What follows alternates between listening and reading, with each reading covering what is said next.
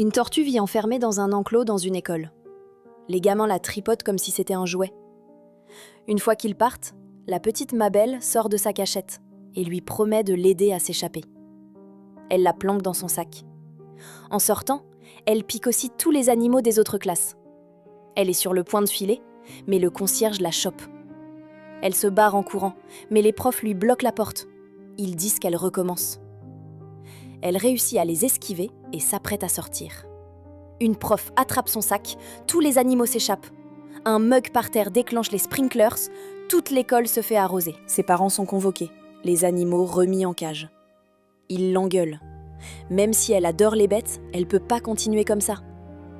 Sa mère la dépose chez sa grand-mère. Elle la trouve boudeuse dans un arbre.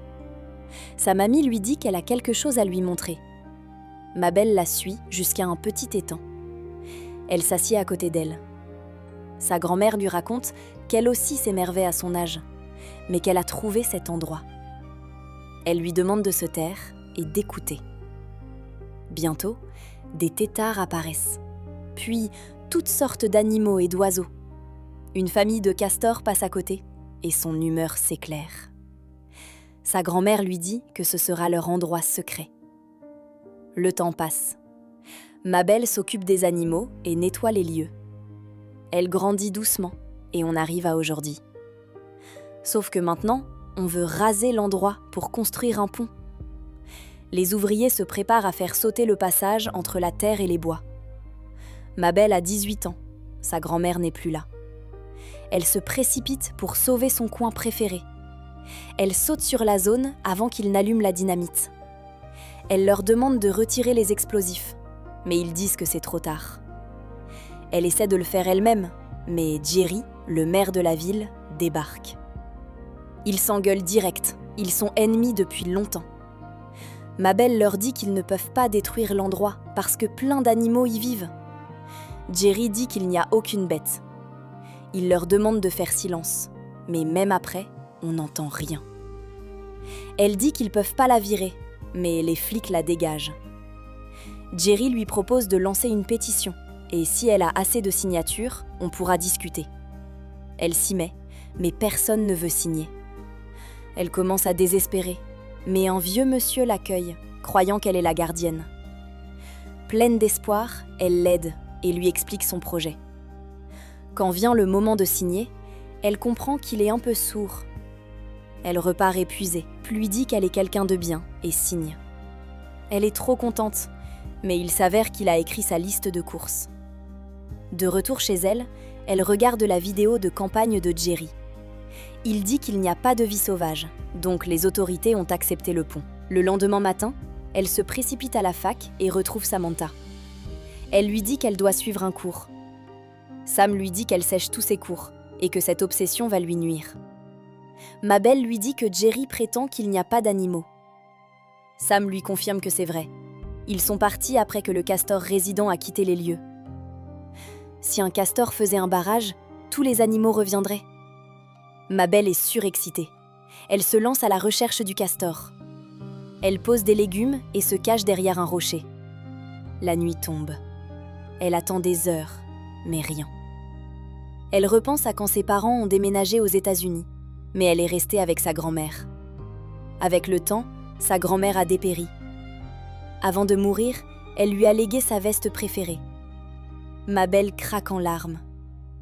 Soudain, elle entend du bruit dans les buissons.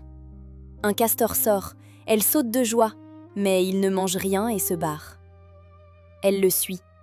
Une voiture s'arrête et quelqu'un kidnappe le castor. Elle la suit, ils arrivent à sa fac. Elle le voit entrer seul dans un bureau. Elle le suit discrètement. Il utilise une carte magnétique pour entrer dans un labo. Elle bloque la porte. Elle voit une silhouette attraper le castor, mais on le pose sur une machine. Son cerveau est transféré. Sam apparaît, dit que tout s'est bien passé, mais qu'elle a senti qu'on la suivait. Elle dit à son assistante Nisha qu'il ne faut surtout pas que cette technologie tombe entre de mauvaises mains. Trop tard, Mabel a tout vu. Sam est choqué.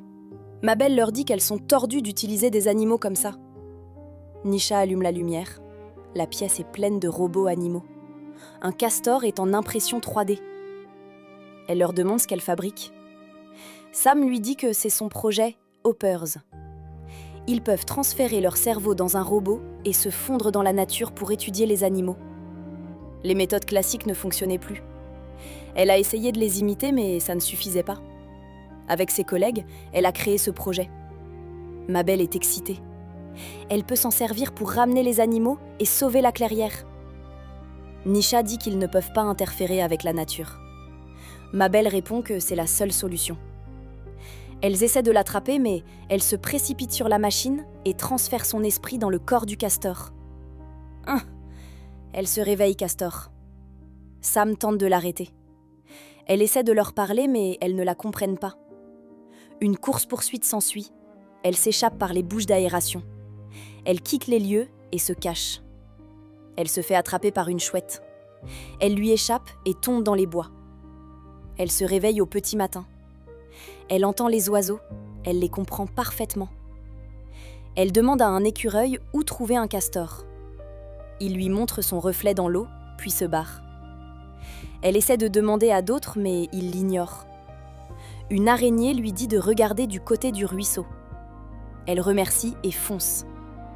Elle trouve un castor zen du nom de Lof posé sur un rocher. Elle lui demande de la suivre. Il doit venir arrêter la construction du pont. Il reste imperturbable. Il se barre. Un ours nommé Hélène surgit et l'attrape. Mabel attaque pour le libérer. Mabel dit qu'elle lui a sauvé la vie. Lof dit qu'elle avait faim et qu'il faut bien qu'elle mange quelqu'un. C'est la règle de l'étang. Mabel s'excuse, mais Lof dit qu'elle a enfreint les règles et qu'ils doivent aller voir le roi. Mabel se connecte avec Sam. Nisha la localise. Sam lui dit qu'elle perturbe l'ordre naturel. Un live s'affiche. Tous les animaux se dirigent vers l'étang. L'endroit se remplit d'animaux. Mabel reconnaît ceux qui ont disparu. Le roi débarque, tout le monde s'incline. Mais il joue de la musique et tout le monde se met à danser. Le roi est un castor un peu godiche. Il voit Mabel, coupe la musique. Il lui dit qu'elle a enfreint les règles. Mabel dit qu'elle ne les connaît pas. Tout le monde est choqué.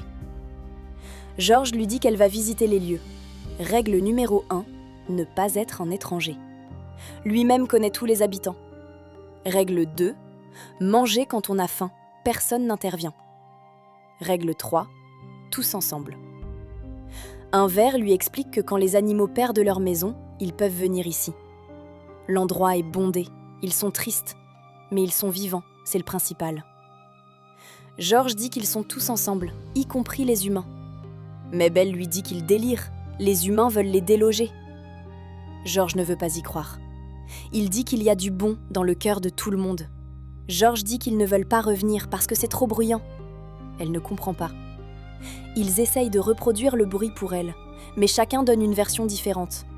Georges lui montre. Ils vont dans la clairière. Georges dit que c'est ce bruit. Mais Belle n'entend rien. Elle comprend que c'est un bruit que seuls les animaux captent. Elle suit Georges et trouve un arbre avec des haut-parleurs. C'est Jerry. L'arbre est un faux, en métal. Elle commence à grimper. Un pélican l'attaque. C'est Connor, l'assistant de Sam. Il remarque le faux arbre. Nisha dit qu'on a peut-être voulu chasser les animaux. Sam lui ordonne de récupérer Mabel. Ils se battent, l'arbre se dévisse et tombe. Les animaux comprennent que le bruit a cessé et remercient Mabel.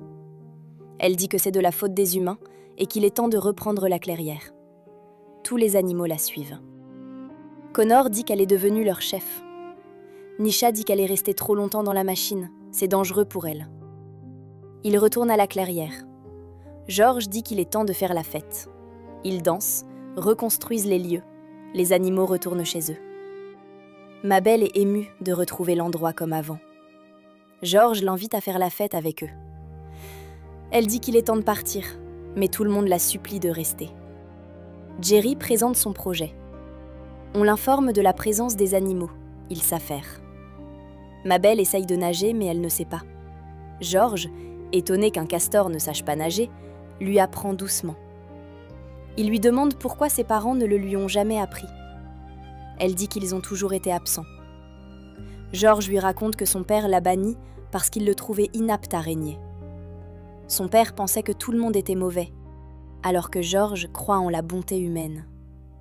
Mabel lui parle du faux arbre, mais George garde espoir. Il lui propose alors de devenir sa patte, une conseillère royale. Il n'a jamais vu quelqu'un d'aussi confiant. Elle refuse, mais Loaf vient dire que les humains ont détruit le barrage et installé plusieurs faux arbres. Les animaux perdent espoir. Mabel leur dit de ne pas abandonner. Elle demande si on peut demander de l'aide. George propose de contacter le conseil, mais pour ça, elle doit accepter d'être sa patte. Elle accepte. Tout le monde applaudit. George convoque le conseil. Il est tendu. Mabel est perturbée. Il n'est pas roi. George dit qu'il est juste le roi des mammifères. Il y a des rois et des reines pour chaque espèce. Tous les animaux convoquent leur chef. La chef du conseil, la reine papillon, arrive avec son fils Titus. Connor et Nisha sont en robot. Nisha les suit à l'intérieur. George demande de l'aide pour récupérer la clairière, mais le papillon refuse. Tous disent que ça ne concerne que les mammifères terrestres. Mabel les arrête en disant que ça va bientôt devenir le problème de tout le monde. Elle leur montre le haut-parleur et dit que c'est Jerry. Ils ont peur.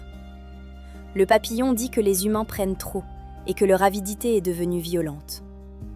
Pour l'arrêter, ils doivent écraser Jerry. Mabel est choquée. Elle demande si on peut juste le menacer. Tous répondent qu'il faut l'écraser. Ils ordonnent d'appeler le prédateur suprême. Nisha rapporte tout. George est horrifié. Mabel dit qu'elle ne voulait pas ça. George essaie de les arrêter, il le traite de lâche. Mabel essaye de calmer la reine et l'écrase par accident. Tous sont médusés. Elle se barre avec George. Titus pète un câble et ordonne de les écraser.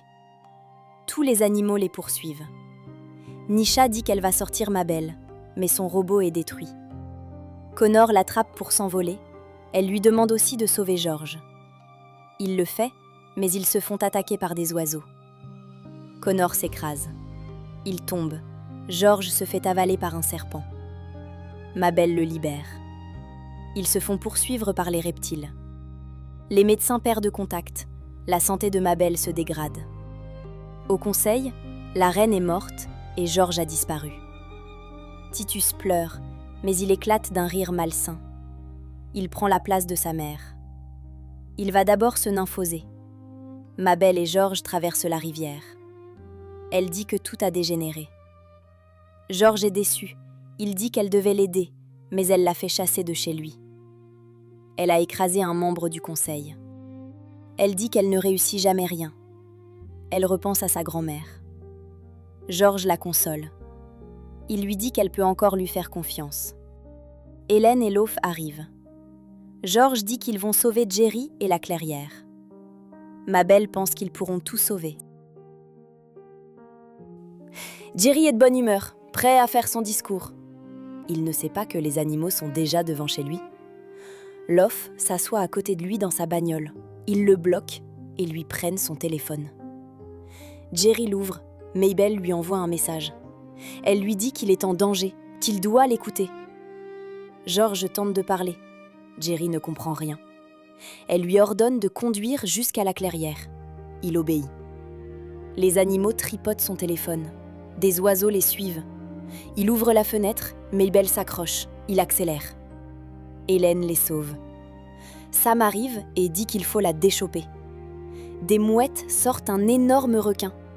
Il leur demande poliment de laisser Mabel tranquille. Dans un tunnel, Jerry évite les attaques du requin. Sam lui dit qu'il ne la comprend pas. Mabel lui chipe l'oreillette. George saute sur Diane. Mabel met le casque à Jerry. Il est choqué, pense qu'il rêve. Il lâche le volant. Mabel essaye de reprendre la main. La voiture s'écrase. Diane retombe dans l'eau. La voiture finit dans les bois. Jerry sort des ruines, comprend que c'est réel. Mabel lui dit de renoncer à la clairière. Il dit qu'ils peuvent trouver un terrain d'entente. Elle est à bout, menace d'appeler les oiseaux. Connor l'attrape. Elle se libère, mais Jerry la rattrape et la rend à Sam. Sam la remet dans la machine, elle retrouve son corps. George arrive. La machine ne réagit pas. Il ne la reconnaît pas. Tous les animaux surgissent des bois et les kidnappent. Mabel se réveille enfermée dans le labo. Jerry est ligoté. Sam et Nisha arrivent, contrôlés par les serpents. Titus sort de sa coque. Mabel demande à Sam ce qu'il se passe.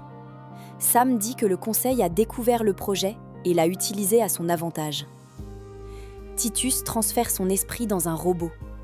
Un clone maléfique de Jerry sort de l'ombre. Titus modifie les faux arbres pour émettre un son qui rendra les humains fous. Il veut tous les détruire. Mabel le supplie de ne pas le faire. Mais Titus lui dit qu'elle n'est pas mieux. Elle a menti, volé, tout détruit. George arrive, traumatisé.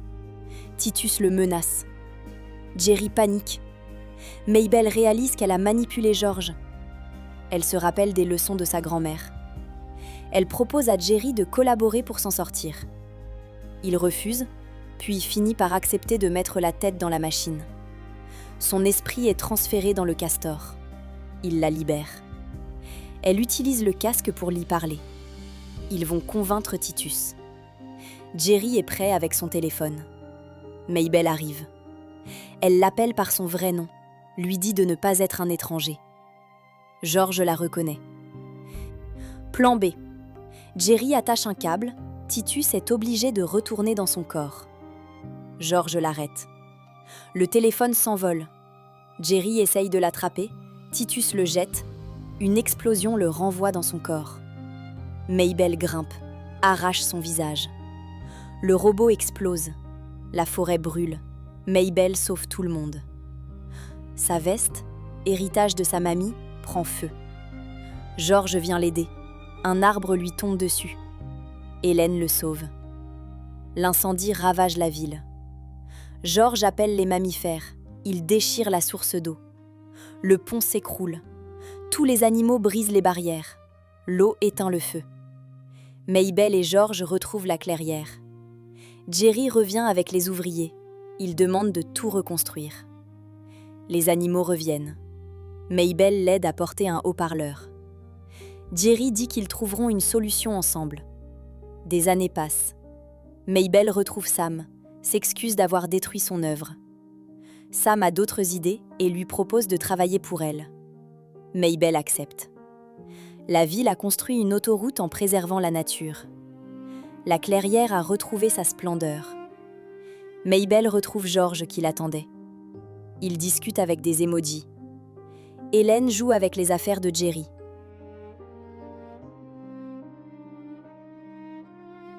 Vous venez de regarder un résumé du film Hoppers de 2026. Si vous avez aimé, mettez un like, abonnez-vous et activez la cloche.